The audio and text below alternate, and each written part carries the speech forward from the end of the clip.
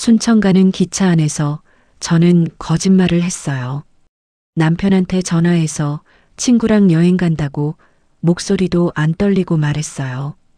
52년 살면서 거짓말을 그렇게 자연스럽게 한 적이 없었는데 그날은 됐어요. 너무 잘 됐어요. 그게 더 무서웠어요. 창밖으로 눈이 지나가고 옆 좌석에 그 남자가 앉아 있었어요.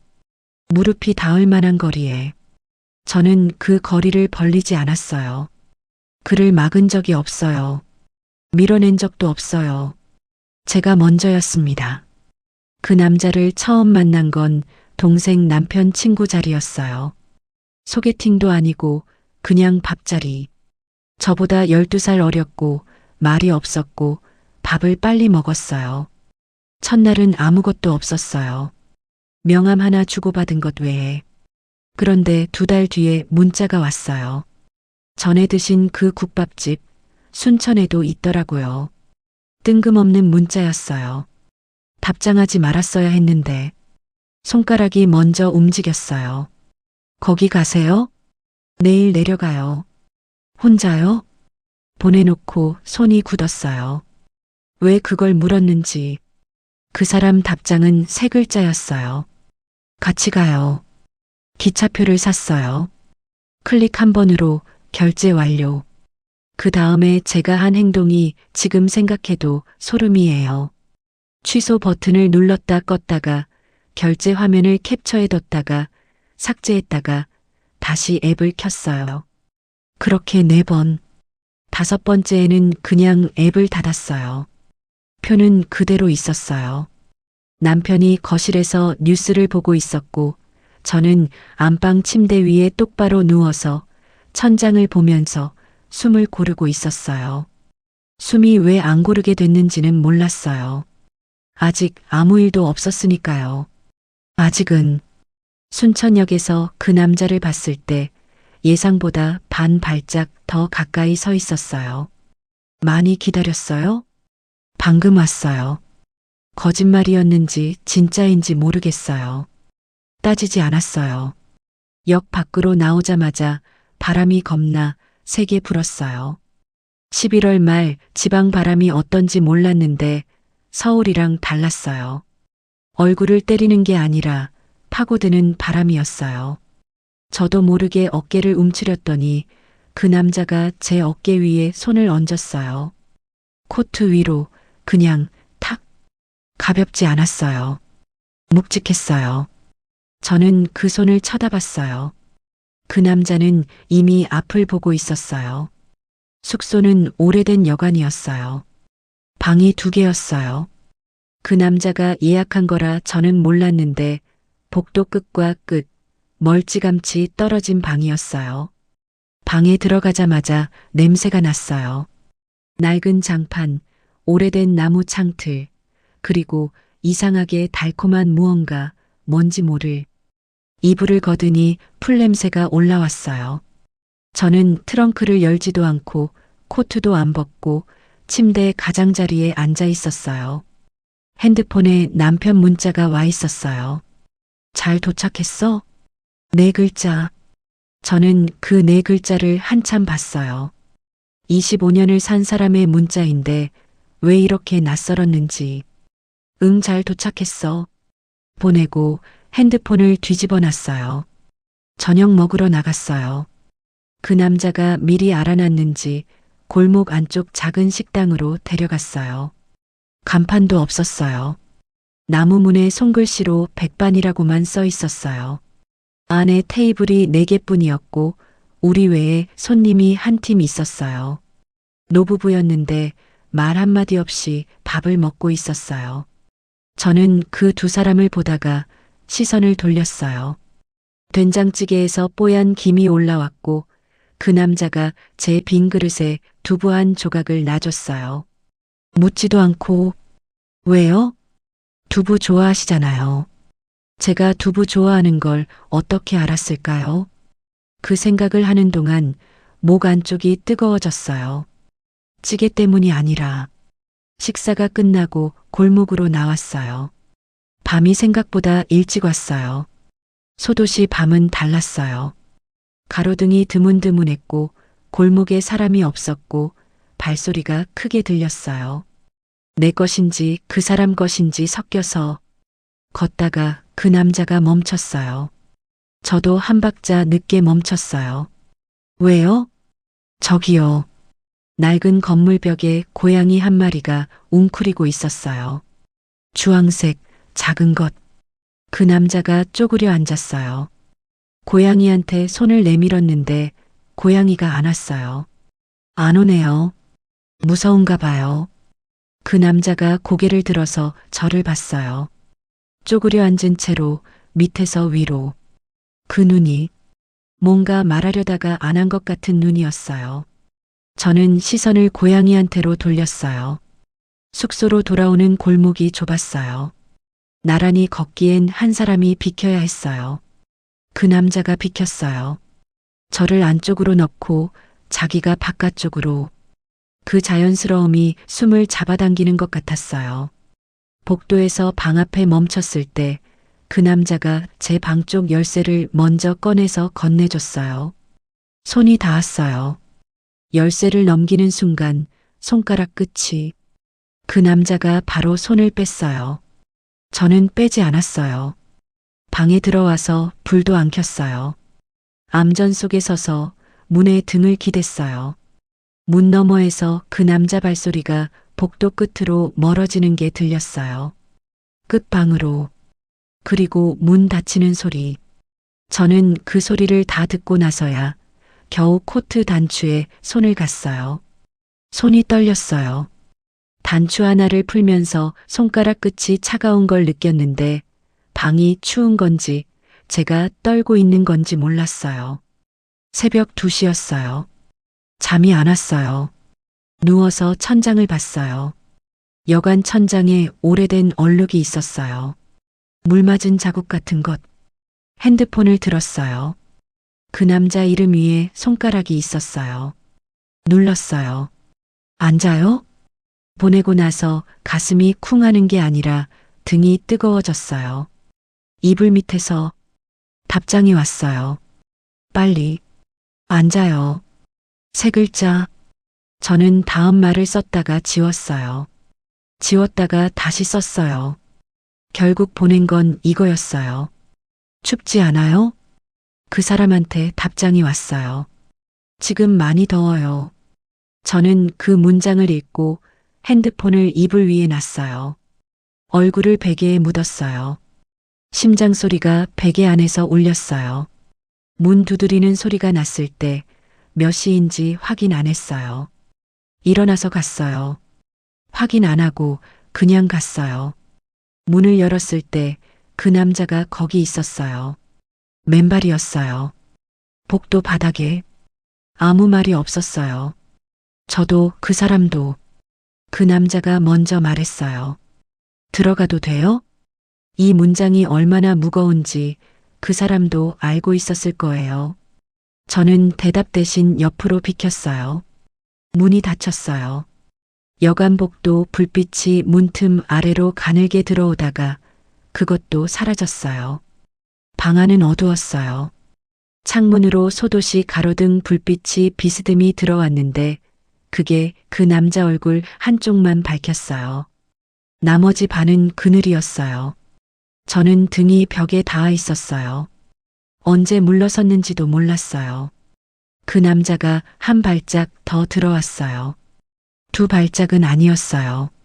딱 한 발짝. 그 거리에서 멈췄어요. 숨이 느껴질 만큼 가까운데 손이 닿지 않는 거리. 그 경계가 공기처럼 팽팽했어요. 그 남자가 먼저 말했어요. 괜찮아요? 그 말이 귀에 들어오는데 목 안쪽이 막히는 것 같았어요. 대답을 하려면 뭔가를 밀어내야 할 것 같은. 괜찮냐고요. 52년을 살면서 그게 정말로 궁금해서 물어봐 준 사람이 몇이나 됐을까요? 저는 대답하지 않았어요. 그 남자도 더 묻지 않았어요. 그냥 거기 서 있었어요. 같이. 그 남자 손이 먼저 움직였어요. 제 손을 잡은 게 아니에요. 그냥 손목 위에 두 손가락을 얹었어요. 맥박이 있는 곳에. 차가웠어요. 그 손가락 끝이. 새벽 복도를 맨발로 걸어왔으니까요. 그런데 그 차가움이 피부 위에 닿는 순간 이상하게 눈이 뜨거워졌어요. 눈물이 나오려는 게 아니었어요. 그냥 뜨거워졌어요. 눈 안쪽이. 그 남자가 손가락으로 제 맥박을 느끼고 있다는 걸 알았어요. 세고 있는 것처럼 천천히. 저는 손을 빼지 않았어요. 얼마나 그렇게 있었는지 몰라요. 그 남자가 고개를 숙였어요. 제 이마 쪽으로. 닿기 직전에 또 멈췄어요. 그 사람 머리카락이 제 이마에 스쳤어요. 간신히. 숨을 참고 있는 걸 느꼈어요. 제가 참고 있는 건지, 그 사람이 참고 있는 건지. 그 사람이 낮게 말했어요. 이래도 돼요?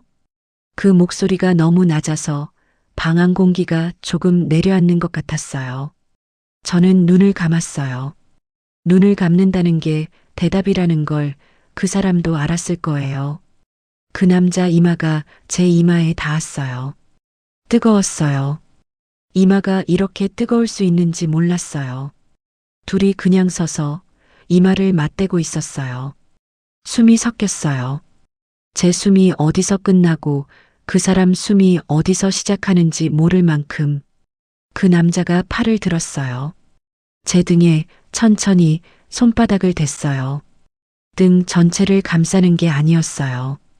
그냥 한 손이 등 중간에. 그 압력이 앞으로 당기는 것도 아니고 밀어내는 것도 아닌 그냥 거기 있는 압력이었어요. 저는 그 손바닥의 무게를 느꼈어요.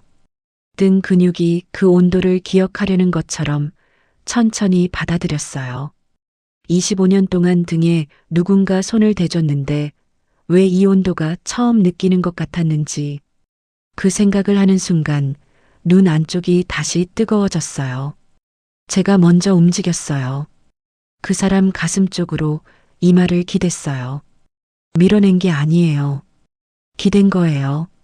제가 먼저. 그 남자 가슴이 따뜻했어요. 얇은 셔츠 한 장이었는데 그 아래에 심장 소리가 들렸어요. 빠르지도 느리지도 않았어요. 그냥 뛰고 있었어요. 저는 그 소리를 들으면서 처음으로 숨을 제대로 내쉬었어요. 얼마나 참고 있었는지 몰랐던 숨을. 그 남자가 양팔로 저를 감쌌어요. 꽉 안은 게 아니에요. 그냥 있게 해주는 것처럼 느슨하게. 그런데 그 느슨함이 꽉 안기는 것보다 더 안전했어요. 빠져나갈 수 있는데 안 빠져나가는 것과 빠져나갈 수 없는 것은 달라요. 저는 빠져나갈 수 있었어요. 그런데 안 빠져나갔어요. 그것만으로 이 밤의 무게가 달라졌어요. 그 남자 턱이 제 머리 위에 닿았어요. 그 사람이 숨을 내쉬었어요. 깊게. 그 숨이 제 머리카락 사이로 내려왔어요. 저는 그 남자 셔츠를 손으로 잡았어요. 주먹 쥐듯이 쥔 게 아니라 그냥 손가락 끝으로 잡았어요. 놓지 않으려고가 아니라 여기 있다는 걸 확인하려고. 얼마나 그렇게 있었는지 몰라요. 그 남자가 고개를 내렸어요. 제가 고개를 들었어요. 그 타이밍이 맞았어요. 이상하게 약속한 것처럼. 입술이 닿았어요. 색이 아니었어요. 물어뜯는 것도 당기는 것도 아니었어요. 그냥 닿았어요. 그런데 그 다음이 제 몸 전체에 느껴졌어요. 입술에서 시작해서 턱, 목, 가슴 아래, 배, 무릎 뒤까지. 전기 같은 게 아니에요. 전기는 차갑고 빠르잖아요. 이건 따뜻하고 느렸어요. 천천히 아래로 내려가는. 입술이 떨어졌어요. 우리 둘 다 눈을 감고 있었어요. 뜨지 않았어요. 그 남자 이마가 다시 제 이마에 닿았어요. 아까보다 더 무겁게. 그 사람 목소리가 귀 바로 옆에서 들렸어요. 오래 참았어요. 저는 그 말에 아무것도 안 했어요. 고개를 끄덕이지도, 눈을 뜨지도, 손을 뻗지도, 그냥 그 문장을 온몸으로 받았어요. 오래 참았다고요. 저도요. 저도 오래 참았어요. 뭘 참았는지는 그때도 몰랐어요. 지금도 정확히 몰라요. 그냥 오래 뭔가를 참았어요. 그 남자가 저를 천천히 앉혔어요. 침대 가장자리에. 자기도 옆에 앉았어요. 손을 잡았어요. 이번엔 제대로 손가락을 끼워서 그 상태로 아무 말도 안 했어요. 창문 밖에서 소도시 새벽 소리가 들렸어요. 멀리서 개 우는 소리, 어딘가 환풍기 돌아가는 소리, 이따금 지나가는 차 소리. 그것들이 다 들렸어요. 방 안이 너무 조용해서 그 남자가 제 손을 쥔 채로 말했어요. 울어요? 저는 울고 있었어요. 소리 없이 눈물이 턱 아래로 떨어지는 걸 느꼈는데 닦지 않았어요. 왜 우냐고 물으면 몰라요. 슬퍼서가 아니었어요. 아파서도 아니었어요. 뭔가가 오래 막혀 있다가 그 밤에 처음으로 뚫린 것 같은 느낌. 막혀 있었는지도 몰랐던 것이 그 남자가 제 눈물을 닦아줬어요. 손등으로 아주 천천히. 그 손등이 뺨에 닿는 온도가, 그 뺨에 닿는 무게가. 저는 그 손을 잡았어요. 뺨에 댄 채로. 그리고 처음으로 말했어요. 고마워요. 그 남자가 대답하지 않았어요.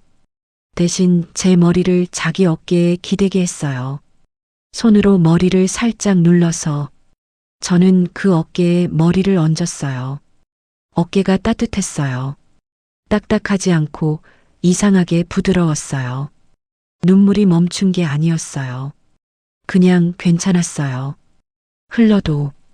그날 저는 사람이 아니라 선택이 됐어요. 그 사람 앞에서는 제가 사라지지 않았어요. 새벽 4시가 지나고 있었어요. 우리는 그 상태로 그냥 있었어요. 키스를 한 번 더 하거나 더 가까워지거나 그러지 않았어요. 그냥 손을 잡고 어깨에 기대고 있었어요. 그게 전부였는데 그게 전부가 아니었어요. 제 안에서 무언가가 그 밤에 완전히 바뀌었어요. 행동이 아니라 그 전에 있는 것이 52년을 살면서 쌓아놓은 무언가가 그 어깨에 머리를 얹은 순간 소리 없이 무너졌어요. 무너지는 게 이렇게 조용할 수 있는지 몰랐어요. 그 남자가 먼저 일어났어요. 새벽빛이 창문에 들어오기 시작할 때였어요. 아직 해는 뜨지 않았는데 하늘이 조금 밝아지는 그 시간. 일어서서 제 손을 한 번 더 쥐었어요. 그리고 났어요. 아무 말 없이 문 쪽으로 갔어요. 문 손잡이에 손을 대고 돌아봤어요. 저를 한 번 봤어요. 그 눈에 뭐가 있었냐고요. 말하지 않아도 됩니다. 라고 말하는 눈이었어요. 오늘 밤 어떤 말도 설명도 이름도 붙이지 않아도 됩니다. 라고. 저는 그 눈을 보면서 손을 한 번 들었어요. 작게, 인사처럼. 그 남자가 나갔어요. 문이 닫혔어요. 저는 혼자 침대 가장자리에 앉아서 창문이 밝아오는 걸 봤어요. 손바닥이 아직 따뜻했어요. 그 사람 온도가 남아 있었어요. 식기 전에 두 손을 모았어요. 그 온기를 가운데 넣고 다음 날 아침 기차를 탔어요. 기차 안에서 한 번도 잠들지 못했어요. 창밖을 보는데 아무것도 안 보였어요. 창밖으로 순천이 멀어졌어요. 그 남자는 제 옆에 앉지 않았어요. 다른 칸이었어요. 그게 맞았어요. 서울에 도착해서 우리는 반대 방향 출구로 나갔어요. 헤어지기 전에 그 사람이 한마디 했어요. 잘 들어가요. 저는 고개만 끄덕였어요. 집에 와서 남편이 왔어? 했고 저는 응 했어요. 같은 집안인데 다른 나라에 있는 것 같았어요. 25년이 갑자기 너무 길게 느껴졌어요. 25년을 함께 산 사람 목소리가 그날따라 아주 멀리서 들렸어요. 그게 다예요. 왜 그런지는 아직도 설명 못합니다. 그 이유를 물으신다면 저도 아직 잘 모르겠어요. 다만 한 가지, 그 여간복도 불빛이 꺼지던 순간은 지금도 또렷해요. 그날 이후로 저는 다시 예전으로 돌아가지 못했습니다. 혹시 이 이야기가 어딘가 불편하게 읽히셨다면 그게 맞아요. 저도 쓰면서 불편했으니까요.